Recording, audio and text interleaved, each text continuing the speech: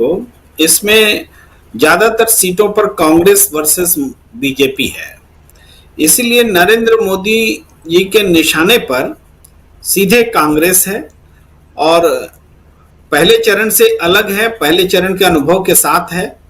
पहले चरण में जो उनको हेट स्पीच पर नहीं गए थे और उनका निशाना क्षेत्रीय दल भी थे, लेकिन दूसरे चरण में क्षेत्रीय दल जो है छूट गए नरेंद्र मोदी के निशाने से। तो इससे इंडिया का फायदा क्या हो रहा है कि कांग्रेस तो बीजेपी के साथ में लड़ रही है और पहले से बेहतर करने के लिए लड़ रही है। प्रियंका गांधी ने तो उस पूरे नैरेटिव की हवा ही निकाल दी है और राहुल गांधी भी आज कल के मुकाबले ज्यादा बेहतर तरीके से सामने आए हैं, ये मैं देख रहा हूं। लेकिन दूसरी तरफ जो इंडिया गठबंधन के सहयोगी दल हैं वो लगातार अपने इलाकों में बीजेपी को एकदम परेशान किए हुए हैं, चाहे तेजस्वी यादव हो, संजय सिंह हो या उद्धव ठाकरे हो, ये सारे लोग। तो इंडिया गठबंधन की ये ताकत जो है कि आपकी रणनीति अगर कांग्रेस पर हमला करने की होगी तो हमारे सहयोगी आपको आपके असहज कर देंगे अपने अपने इलाकों में। ये परवान चढ़ रही है। बीजेपी को झूठ का सहारा लेना पड़ा है कांग्रेस पर हमला करने के लिए। बीजेपी को विश्वास है कि झूठ चलो 40-42 दिन बोल लेंगे, बाद में जब एक बार जीत जाएंगे तो सब ठीक हो जाएगा।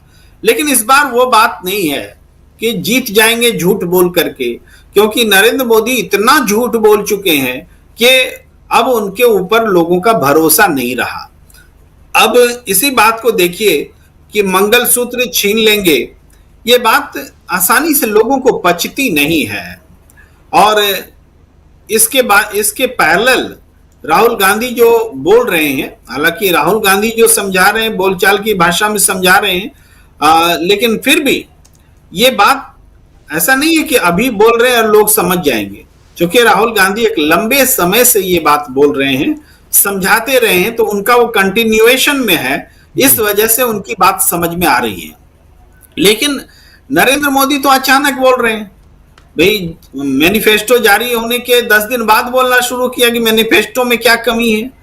भाई डॉक्टर मनमोहन सिंह 18 साल पहले क्या बोले थे उसको लेकर के अभी आए और एक अलग किस्म से हिपोथेटिकली एक बात समझाने की कोशिश की कि जो अंबानी अडानी के खिलाफ मुहिम चल रही है उसको उन्होंने एक अलग भाषा देने की कोशिश की कि ये उद्योगपतियों को नहीं, दरअसल आपके जेवर गहनों पर नजर डाले हुए हैं और आपसे छीनना चाहते हैं।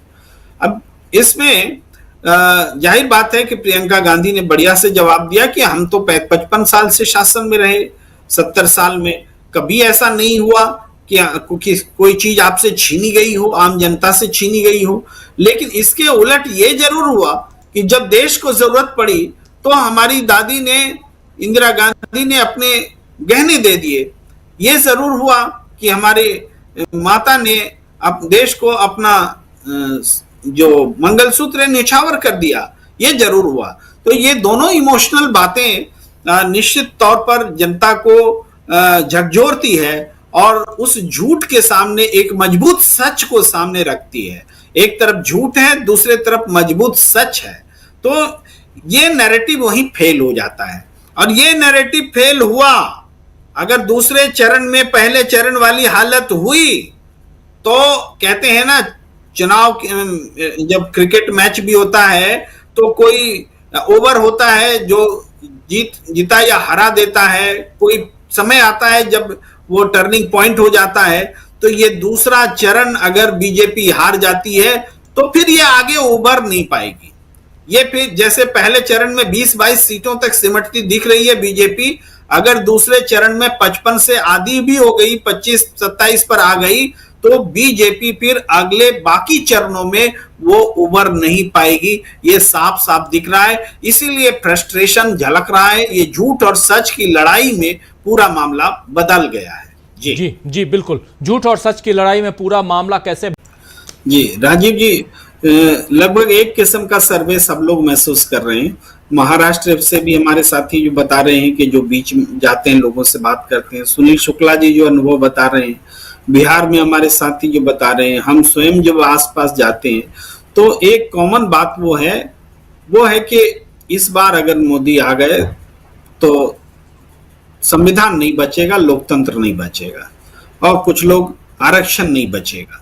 ये जो तीन बातें हैं, कोई ना कोई बात लोग जरूर बोलता है। वो अपनी अपनी जाति, स्थिति, हैसियत और मध्यम वर्ग की क्या है उसके हिसाब से लोग जवाब देते हैं। ये बात घर कर गई है, और क्यों घर कर गई, एक दिन में नहीं की है। और इस चुनाव के बारे में जो आप कह रहे हैं सेकेंड फेज में, तो प्रशांत टंडन जी ने जो बात कही कि जो पहले दौर में टोन सेट हो जाता है वो टोन लगभग बरकरार रहता है, तो वो काफी हद तक सही है। और चूंकि दूसरे फेज में नकारात्मक प्रचार, हिंदुत्व, आक्रामक हिंदुत्व और इसके अलावा नफरती हिंदुत्व भी नहीं, हिंदुत्व तो एक अलग बात है, ये नफरती जो प्रचार इन्होंने शुरू किया, डिविजिव पॉलिटिक्स, तो ये इसके अच्छे परिणाम उनको नहीं मिलेंगे।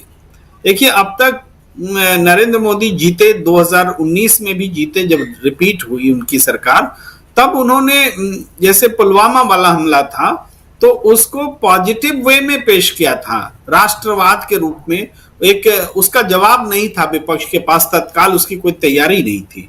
अलग बात है कि उसमें क्या झूठ था, सच था, लेकिन जनता की भावना को उभारने में सफल रहा था और उस समय जवाब नहीं सूझ रहा था। आज तो सबके पास जवाब है। एक आम आदमी भी बोल रहा है मंगलसूत्र के बारे में नरेंद्र मोदी बोलेगा, भाई जो अपनी पत्नी को छोड़े हुए, ये आम भाषा है। मतलब हम लोग तो ऐसी भाषा नहीं बोलते, ये आम भाषा है। तो दूसरी तरफ से प्रियंका गांधी जी ने पॉलिटिकली बहुत शानदार जवाब दे दिया। अब इसके अलावा राहुल गांधी अपनी बातों पर, अपनी पार्टी की लाइन पर और पूरे राजनीति को बदलने का जो उन्होंने एक लंबा गोल रखा है, उस पर वो लगातार बने हुए हैं। तो इस कारण भारतीय जनता पार्टी के पास आज कोई ऐसा चुनावी मुद्दा ही नहीं है जिस पर जनता उसको वोट करे। भारतीय जनता पार्टी को राम मंदिर के मुद्दे पर वोट कर सकती थी जनता, लेकिन राम मंदिर के मुद्दे में भी इतनी छीछा लेदर हो गई है, क्योंकि हर तरीके से उन्होंने इतना प्रचार करने की कोशिश की कि राम को हम ही लाए हैं, तो उसकी एक प्रतिक्रिया होनी शुरू हुई। कुछ लोग कह रहे थे कि अगर बीजेपी ने राम मंदिर के उद्घाटन के तुरंत आसपास चुनाव करा लिया होता तो उनको अच्छा नतीजा मिलता है। बीजेपी के किसी नेता की बाइट हमने सुनी थी, वो कह रहे थे, तो ये शायद सही था। तो इतनी आलोचना और समझने का मौका नहीं मिलता।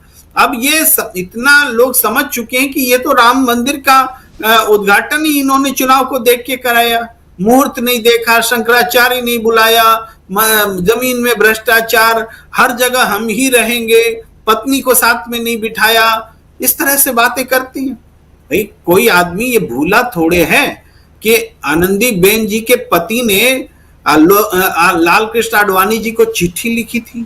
कोई भूला है क्या कि भाई मेरी पत्नी जो है मैं मिल नहीं पाता हूं, कब्जे में है किसी के, मैं नाम नहीं लेना चाहता, लेकिन लिखा था।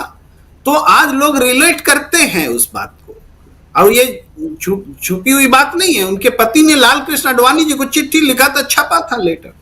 तो इस हिसाब से जनता के मन में राम मंदिर को लेकर के बीजेपी को वोट देने का जो भाव है वो नहीं है।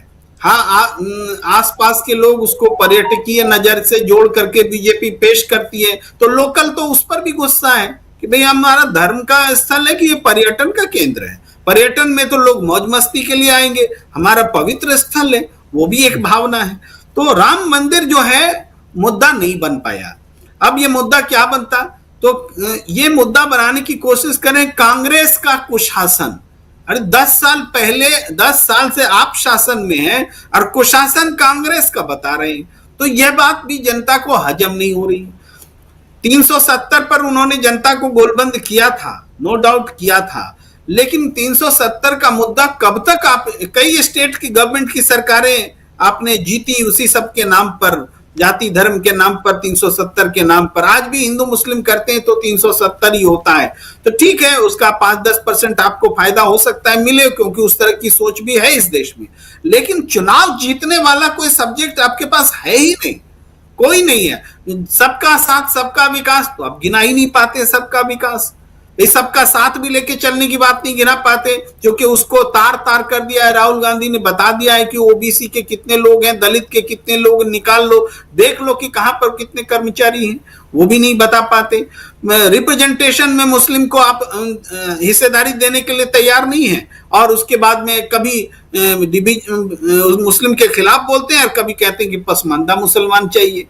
तो मुसलमान आज आपने देखा बाड़मेर, हाँ बाड़मेर का ही अल्पसंख्यक मोर्चे का अध्यक्ष जो बीजेपी का था, उसने बहुत सम्मान के साथ में नरेंद्र मोदी जी के बारे में बोला कि हम उनकी बात से सहमत नहीं है, हमको भी जनता के बीच जाना पड़ता है, मुसलमानों के बीच बोलना पड़ता है। वो बीजेपी नहीं है, वो बीजेपी के नेता हैं, हम बीजेपी में हमेशा से रहे हैं, तो हम तो लिखेंगे, मेल लिखेंगे और मोदी जी को शिकायत करेंगे। नतीजा क्या हुआ, थोड़ी देर में खबर आ गई कि उसको पार्टी से निकाल दिया गया। तो एक मुसलमान का बीजेपी में रहना कितना मुश्किल हो गया है, ये बात समझिए। मुख्तार अब्बास नकवी जैसे लोगों से बयान दिलवाया जा रहा है, लेकिन फिर भी कोई दूसरा तीसरा नेता नहीं मिल रहा है जो आकर के शाहनवाज हुसैन को सुना क्या कि आज नरेंद्र मोदी के डिविजिव पॉलिटिक्स से फेवर करे कि मुसलमानों में बांट दिया जाएगा, हिंदुओं का छीन करके। इस सब बात में तो सब चुप है, बीजेपी के नेता कोई कुछ नहीं बोल रहे। तो ये जो है, जो उनके समर्थक थे वो भी उससे दूर हुए। जो पसमंदा मुसलमान को जोड़ा इन्होंने मेहनत करके, वो भी खत्म कर दिया इन्होंने 2 दिन में भाषण में।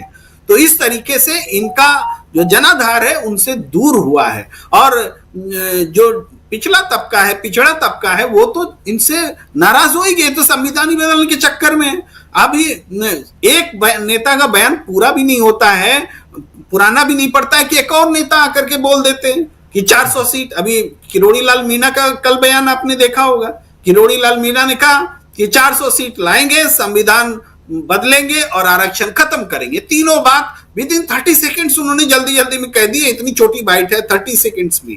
तो इतना खुल करके बीजेपी बोल रही है, तो जनता क्यों नहीं समझेगी कि ये लोग क्या करना चाहते हैं। इसको कांग्रेस को समझाने की आवश्यकता भी नहीं हो रही है, वो तो अपना ही बयान फैला रहे हैं कि देखो हम गर्व से बोल रहे हैं कि आरक्षण खत्म करेंगे, 400 पार हमको ला दीजिए, हम संविधान बदल देंगे। वो खुद ही फैला रहे हैं अपनी बात को। इसलिए जनता को विश्वास दिलाने के लिए कांग्रेस को एफर्ट्स करना भी नहीं पड़ रहा है। वो मैसेज चला गया है कि ये सरकार अगर वापस आई, अगर नरेंद्र मोदी वापस आया, तो न संविधान बचेगा, न देश